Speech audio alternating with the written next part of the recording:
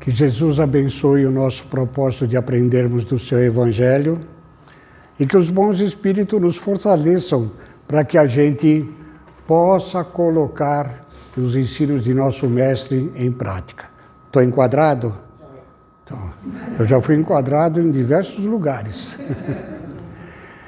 Aqui nós temos uma representação, evidentemente, bem tradicional de uma família, né? Onde nós temos o papai, a mamãe, o filhinho, os avós e os animaizinhos de estimação, né? Porém, nós sabemos que hoje em dia a constituição familiar ela está bem diversa, bem diferente, né? Então, às vezes nós temos um casal sem os filhinhos, mas com os animaizinhos, né? Nós temos um casal que é dois papais ou duas mamães, né? Algumas vezes nós temos essa constituição familiar, mas como o papai e a mamãe têm que trabalhar, vovó e vovô, às vezes só a vovó se torna mamãe de novo e cria o netinho, né? Isso quando não, muitas vezes, a quem não tem essa condição ainda de ter a vovó junto do lar, né? Nós termos a educação dos filhos terceirizada, com babás, com empregada, né? Está errado? Não, né? A gente não pode julgar. Segundo o entendimento da doutrina espírita, né? E palavras do próprio Emmanuel, né? Tudo aquilo que a gente às vezes acredita que esteja errado está certo. E o que a gente acha muitas vezes que está certo não está, né? Na realidade, cada espírito renasce aqui na Terra com determinadas necessidades de aprendizado, de evolução, de expiação, de provações, né? E é colocado no meio que lhe será propício a esse desenvolvimento ou a estas provas, né? Então, como a gente não pode julgar, e aliás, acho que esse é o único ensinamento de Jesus que a gente segue, é não julgar, né? A gente não julga, a gente condena direto, né? Qualquer coisa que a gente vê de errado, como dois papais, né? Então a gente já condena, a gente não chega a julgar, né? Infelizmente, né? E nós sabemos, a lei terrena, né? Nós sabemos que os juízes, para fazer um julgamento, eles precisam ouvir a defesa, a acusação, os prós e os contras, né? Para ter um mínimo de consciência para poder julgar inocente ou não, ou dar as penas, né?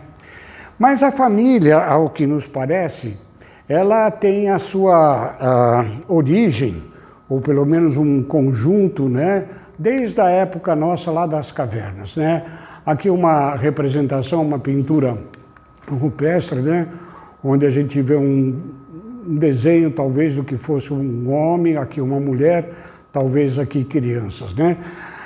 Desde a nossa infância espiritual, vivendo ainda naquela época, nós tínhamos já as ideias de convivência, de uma certa forma, como família. Até porque a gente traz isso com o próprio instinto, né? Nós vemos hoje nos animais, hoje não, desde sempre, né? Os animais mesmos, eles cuidam da própria prole, né?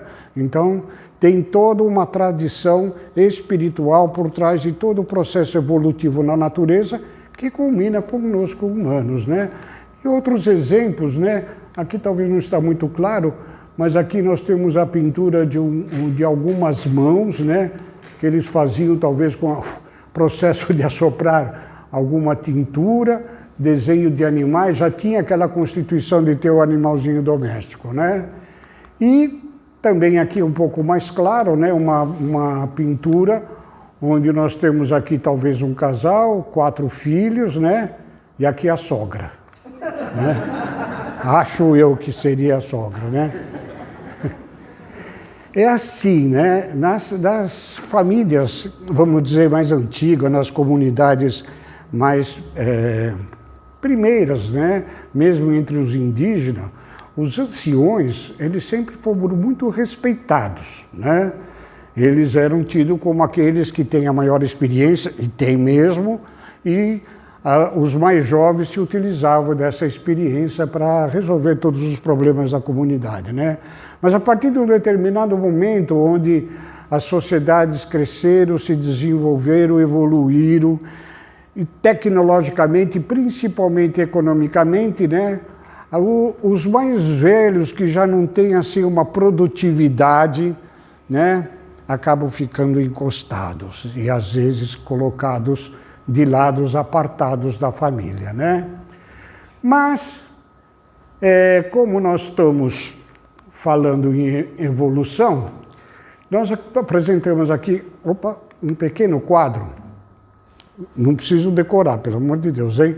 Mas só para a gente ter um esboço da evolução da civilização, da humanidade, onde nós vamos ver que o conjunto de pessoas que, muitas das vezes, por laços consanguíneos, né, sempre participaram dessa evolução.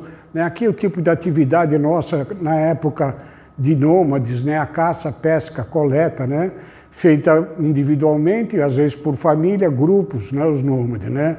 Estamos falando lá da nossa origem através do Homo sapiens, né, dos anos 300 mil atrás, e então nessa época já existia esse conjunto, né? Depois disso, nesta época, teve a agricultura de subsistência, né? Muito provavelmente a agricultura foi descoberta por uma mulher, porque normalmente os homens saíam para caçar, né? E as mulheres ficavam em casa, limpavam a cozinha da caverna, jogavam as sementes e elas observaram que algumas sementes cresciam novamente, né? Então nós temos agricultura de subsistência, família, aqui temos já tribos, já éramos seminômades, o homem começou a ficar mais em cada local por causa da agricultura. Depois a parte da agricultura, de manutenção mesmo, expansão, um monte de espírito reencarnando, as populações crescendo, então a necessidade de cada vez mais alimento, né? E aqui nessa época, mais ou menos, começam a surgir as cidades. Teve a fase da Idade do Bronze, na mineração, onde aqui nós já temos, aqui também, né, já tínhamos escravatura, né? Então o homem dominando pela força outros tantos, né? Para o trabalho escravo. Nós entramos depois aqui na Idade Média, no artesanato, manufatura, né? As corporações familiares muito conhecidas, indivíduos, grupos, famílias, né?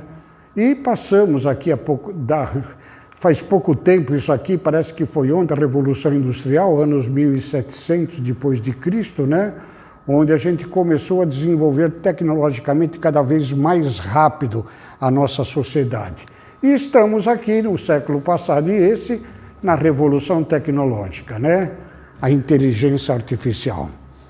E hoje os professores nas escolas, nas faculdades, eles têm que ver se o trabalho foi do aluno ou foi da inteligência artificial, né? A gente precisa começar agora a saber usar esse tipo de ferramentas, né? Que pode ajudar e facilitar muito a nossa vida, né? Mas como nós estamos falando de evolução, o que atrapalha a nossa evolução? Kardec vai fazer essa pergunta. Qual é o maior obstáculo ao progresso? É o nosso orgulho e o egoísmo, né? E o orgulho e o egoísmo, principalmente o egoísmo, ele surgiu conosco na nossa criação. Deus já nos criou egoístas, nós temos esse gene em nós ou nós adquirimos, né?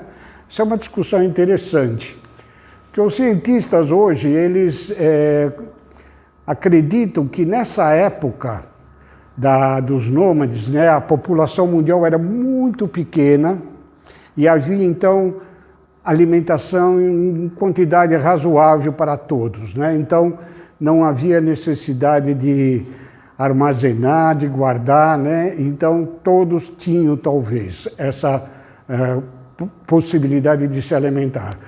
Quando começa a agricultura, exatamente, começa a ter o sentido de propriedade. Então, algumas correntes de cientistas acreditam que quando surgiu a agricultura, o senso de propriedade, e tinham aqueles que queriam invadir a propriedade, se apropriar talvez da produção, então aí começou a haver então um certo egoísmo, né? Contudo, a espiritualidade maior diz que talvez nós sempre carregamos conosco, porque Kardec, no Livro dos Espíritos, ele pergunta, né? Temos os defeitos, todos nós temos os nossos defeitos que são claramente, né? Mas ele pergunta, mas qual é o sinal mais característico da imperfeição nossa ainda? O interesse pessoal. Todos nós adoramos nós mesmos, né? Nós temos o interesse. O verdadeiro desinteresse ainda é uma coisa muito rara. O apego às coisas materiais ainda é um sinal de inferioridade que nós trazemos em nosso ser.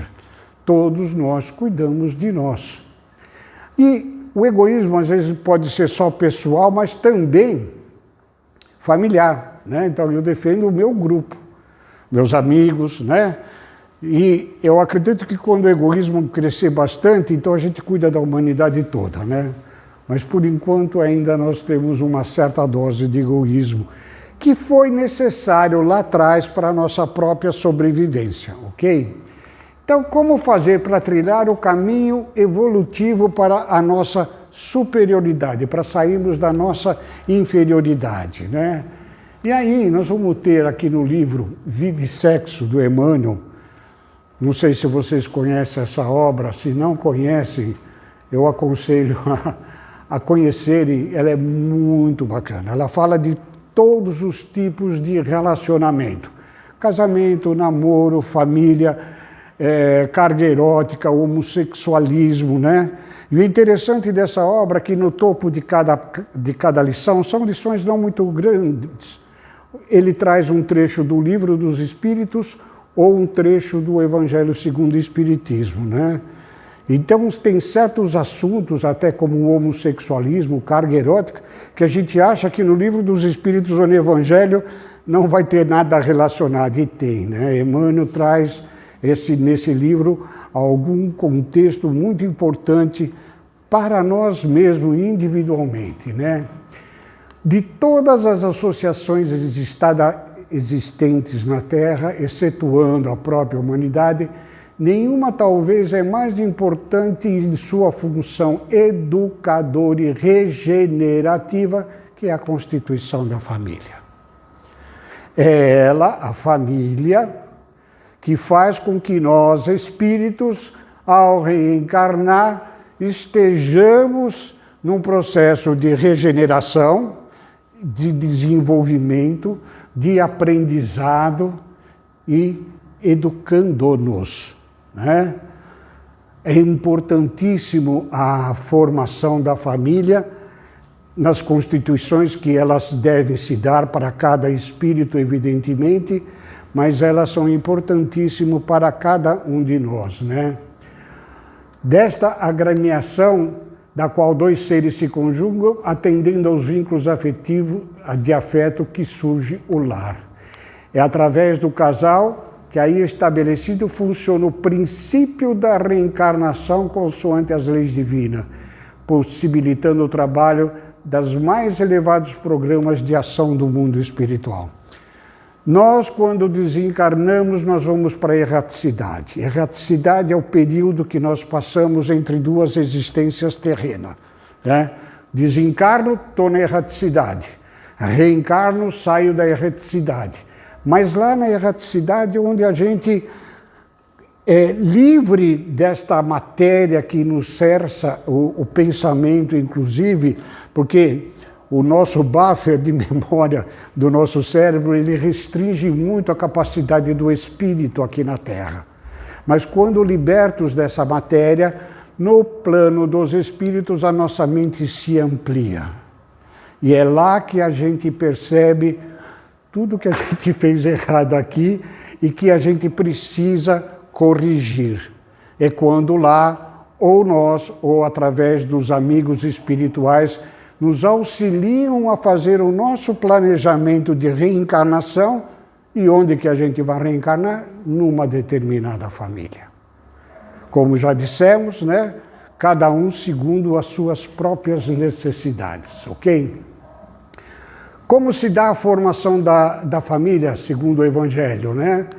No espaço, os espíritos formam grupos ou famílias entrelaçados pela afeição, pela simpatia e pelas semelhanças de inclinações. Correto? Todos nós temos uma família de simpatia, afeição mútua, né? Meus irmãos, me dou bem com eles todos, meus tios, meus primos, né? É assim, aqui. Lá fora não é tanto não, tem família aí dentro que é meio complicado, gente, tá? E aí, nós vamos no Sermão da Montanha de Jesus, que ele vai nos dizer o seguinte: ouvistes o que foi dito, amarás o teu próximo e odiarás o teu inimigo. Eu, porém, vos digo, amai os vossos inimigos e orai pelos que vos perseguem. Eu acho que ele tinha feito aquela transformação de água de vinho, e eu acho que ele não estava bem quando mandou a gente talvez amar os inimigos, né? Ainda hoje, presentemente, a gente ainda não entende bem esta questão. Mas é a doutrina espírita que vai nos esclarecer.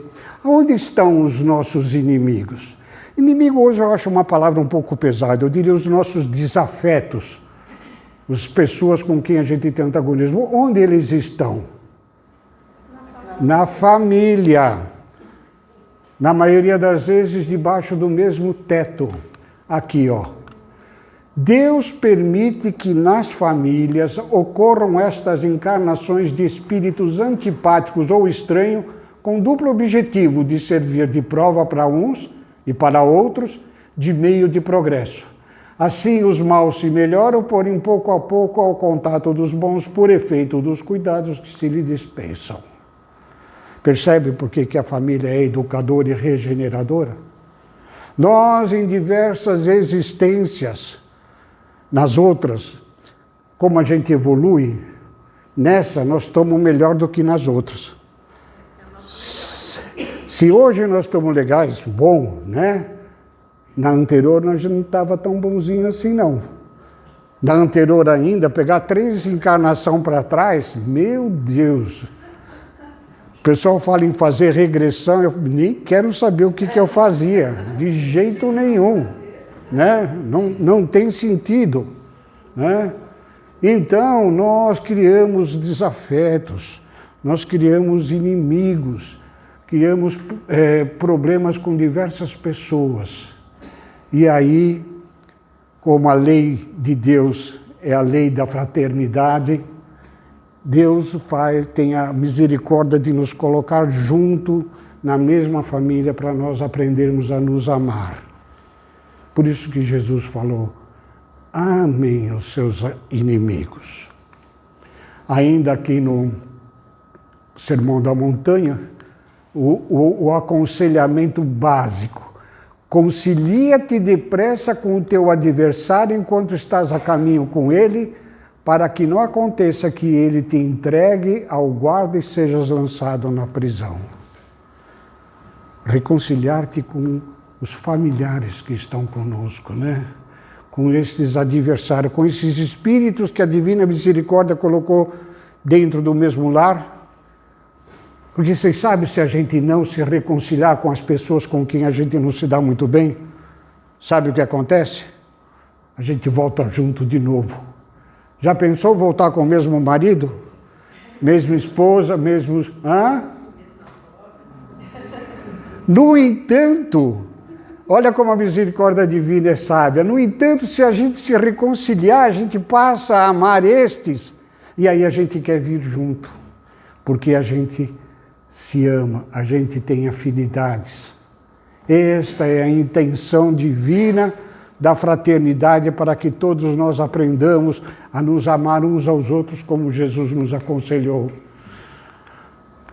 Aqui a mensagem de Santo Agostinho, nesse capítulo do Evangelho, para a gente entender que os nossos filhos não são nossos, mas os netos são. Certo? Ó espíritas, compreendei agora o grande papel da humanidade. Compreendei que quando produzis um corpo, a alma que nele encarna vem do espaço para progredir, inteirar-vos dos vossos deveres e ponde todo o vosso amor em aproximar de Deus essa alma. Tal a missão que vos está confiada e cuja recompensa recebereis se fielmente cumprida. Nós trazemos para nossos filhos, seres espirituais que já vivenciaram conosco em outras épocas. É claro que numa família não temos só os desafetos, porque ninguém aguentaria viver só com pessoas antagônicas. Nós temos, sim, dentro da mesma família, espíritos que têm uma determinada afinidade. E às vezes, quando tem que encarnar certos seres com pesadas provas de evolução, que nasce às vezes tetraplégico, com pessoas, espíritos que nascem em corpos especiais, né? Os pais ou os irmãos, né, normalmente têm uma maior afinidade para ajudar este espírito na sua prova aqui na Terra, ok? A família terrestre, portanto, é formada de agentes diversos. Nela se reencontram comumente afetos e desafetos, amigos e inimigos, né? Então a gente começa a entender quem são os nossos parentes, quem são os nossos familiares. Eu tenho uma amiga, nós trabalhávamos juntos e em determinada época ela faltou uns 2, 3 dias, depois ela apareceu no emprego com o olho inchado de chorar, fomos conversar, o marido dela tinha abandonado, trocou ela por outra mulher. E ela não gostou, nem um pouco, né? E como ela sabia que eu era espírita, a gente às vezes conversava, né? E numa dessas conversas, eu falei para ela, mas é assim, a tendência nossa vai ser nos unir novamente. No futuro você virá junto com ele novamente. Ah, não! De jeito nenhum, falou ela. Com ele, se eu não volto nunca mais. E muitas pessoas, às vezes, quando tem espíritos antagônicos, têm essa ideia, nunca mais quero ver. Nem julga, já condena. Mas a gente não vem, às vezes, junto na mesma condição da qual nós nos desentendemos. No caso dela, provavelmente, eles não viriam como marido e mulher. Talvez como mãe e filho, né? Ou pai e filha, ou irmãos. E quanto mais grave é o problema, um pouco mais afastado vai ficando. A gente nasce, às vezes, como vizinho. Aquele vizinho chato do andar de cima, ou da nosso condomínio, né? Ou o chefe no trabalho, ou o colega de trabalho que nos irrita, né? A gente precisa começar a abranger a ideia de família, é universal. Quando Jesus, estando com os seus discípulos, e chega a sua mãe e seus irmãos, eles falam, tá aí a sua mãe e seus irmãos. Quem são meus irmãos e minhas mães? Minha mãe e meus irmãos são aqueles que fazem a vontade de Deus nosso Pai. Ele coloca a família da humanidade como irmãos de Jesus, né? E nós precisamos segui-lo. E nesse caso, assim, por exemplo, eu fico vendo hoje os casais, a maioria, né, eu atendo bastante jovens, assim, casais jovens, que eles não querem ter filho, eles preferem pet. Então, né? Será que o compromisso deles do outro lado, assim, olha, eu não quero ter filho? Pode ser que o compromisso... Veja, como a gente estava falando, cada caso de família, cada constituição... Se vocês repararem também, é uma coisa que eu já fiquei matutando um pouco, parece que cada vez mais os pais estão tendo, às vezes, filhos com uma idade mais avançada, né? Na minha época, da minha e da minha esposa, ter filho acima dos 30 anos já era meio complicado, a própria medicina já não aconselhava. Hoje, mulheres aos 50, 50 e tanto, engravidam e está tudo bem. O que a gente vê nessa época, e isso não é o momento aqui, mas nós estamos numa fase de transição na Terra, onde muitos espíritos reencarnam e, às vezes, eles têm que se distanciar dos pais na idade, porque talvez eles não tenham que receber tanta influência. Nós temos visto aí crianças gênios, crianças muito especiais em termos de compreensão, de entendimento, até de amorosidade, né? E às vezes os pais não são dessa categoria ainda. Então, tudo tem uma razão de ser. Eu quero crer que lá em cima o pessoal não erra no planejamento. Aqui embaixo a gente costuma errar, né? Sim, a gente tem o planejamento, né? Não há uma fatalidade que as coisas aconteçam, mas as circunstâncias nós temos jeito de mudá-las de acordo com as nossas vontades, né? Enquanto a gente não tiver a nossa vontade presa ao Evangelho de Jesus, a gente às vezes pode fazer escolhas muito erradas. Nós temos esse grande poder, o poder da escolha do que é melhor para nós. É que muitas das vezes nós não nos conscientizamos de que nós somos espíritos imortais. Quando a gente adquire esta consciência, a gente só vai escolher coisa boa para mim, espírito.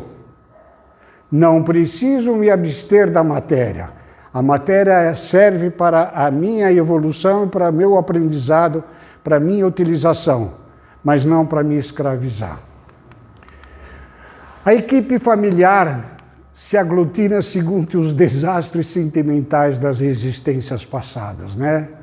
Debitando-se aos componentes os distúrbios da afeição possessiva a se traduzirem por ternura descontrolada e ódio manifesto ou simpatia e aversão simultâneas.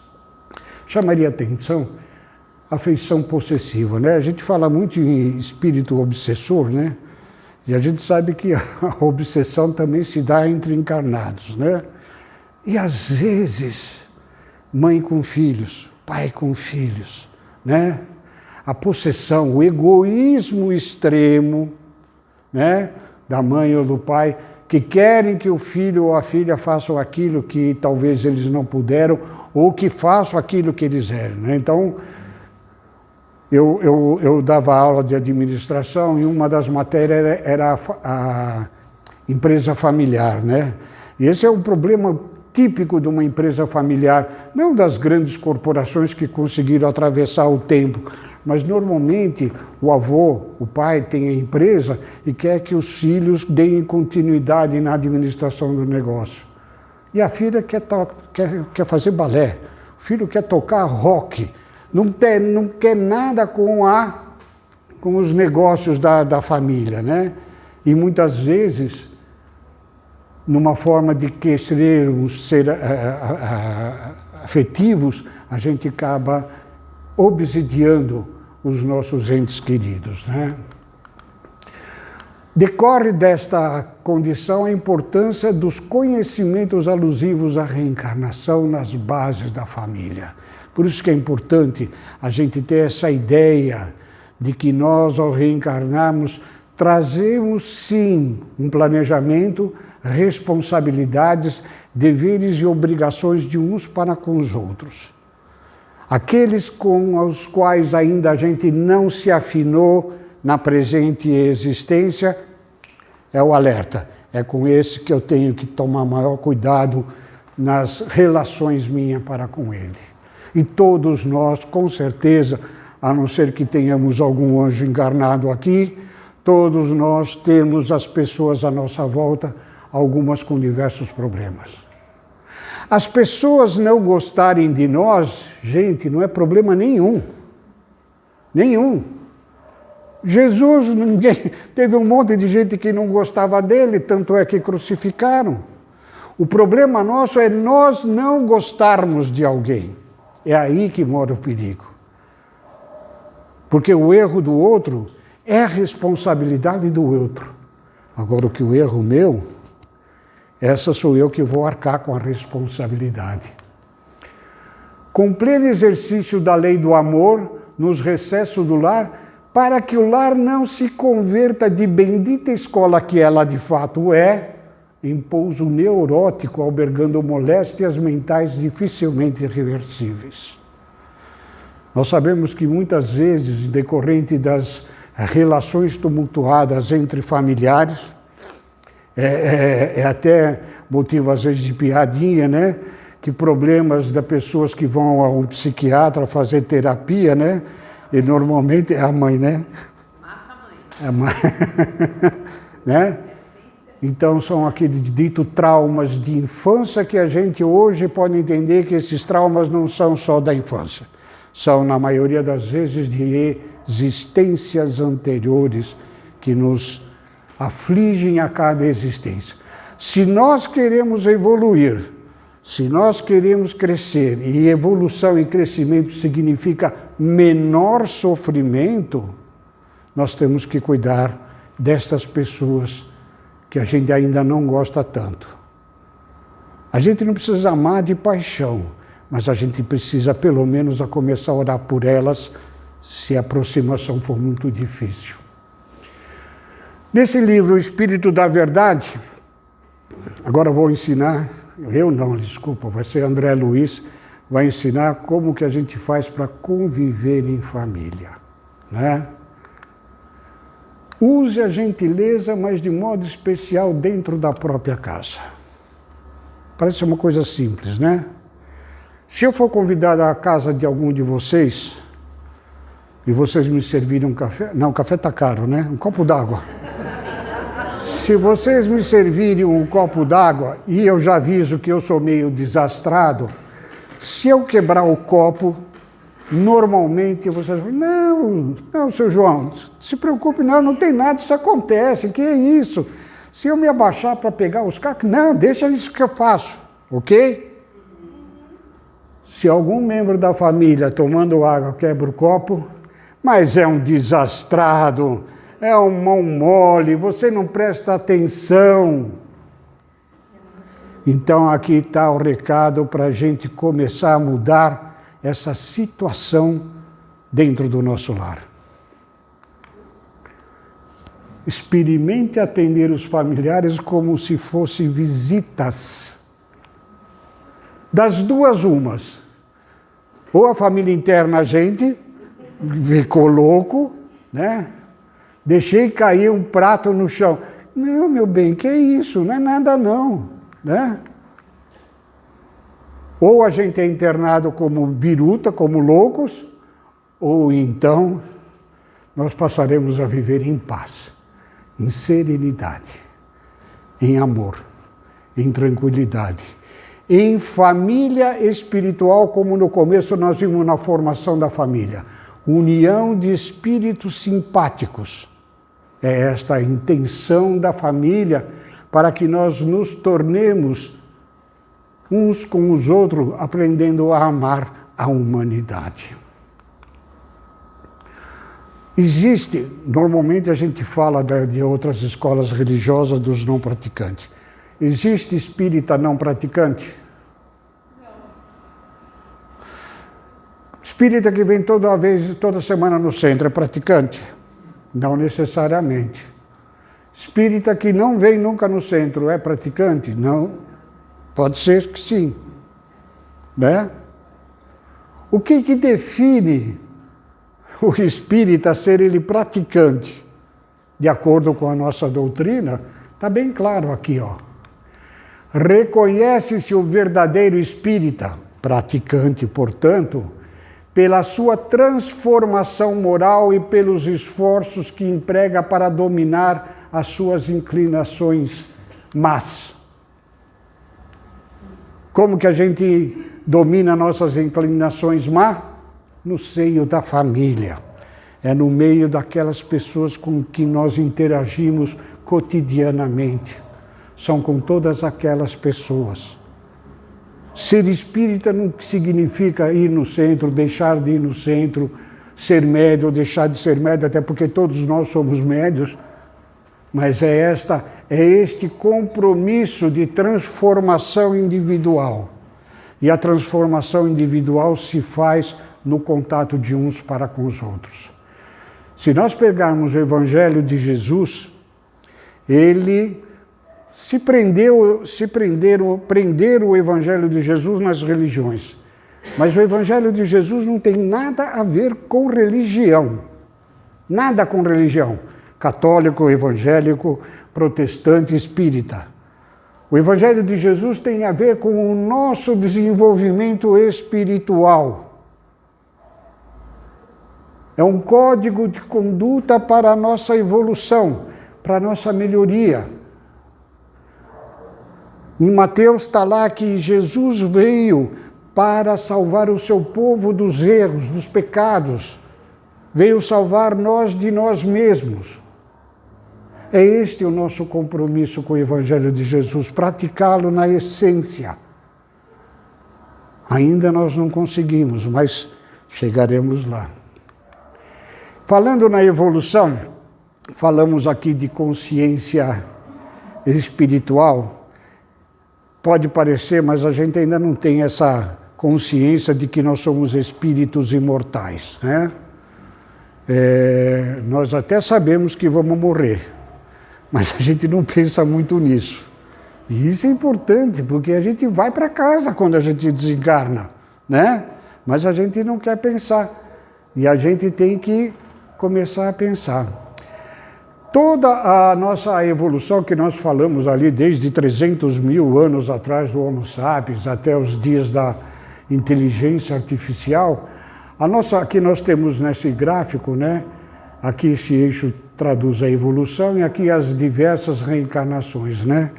Ao longo do tempo nós evoluímos, bem ali no chão, evoluímos cada vez um pouco mais em termos tecnológicos, principalmente inteligência, sabedoria, né? Conforto, né? Mas essa evolução ela ainda é muito rasteira. Porém, quando nós adquirimos essa consciência espiritual e passamos a ter aquele poder de escolha que é característico nosso de ser humano, a nossa evolução fica assim, ó. Ela evolui exponencialmente, rapidamente.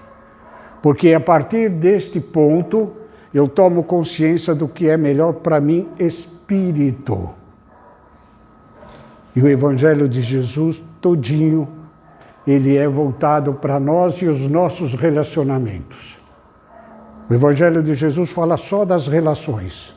Ame o teu próximo. Perdoe 70 vezes 7. Ame os seus inimigos. Perdoe incondicionalmente. É só as nossas relações. E como Chico Xavier sempre costuma nos lembrar, Jesus não pediu que fizéssemos nada de grandioso.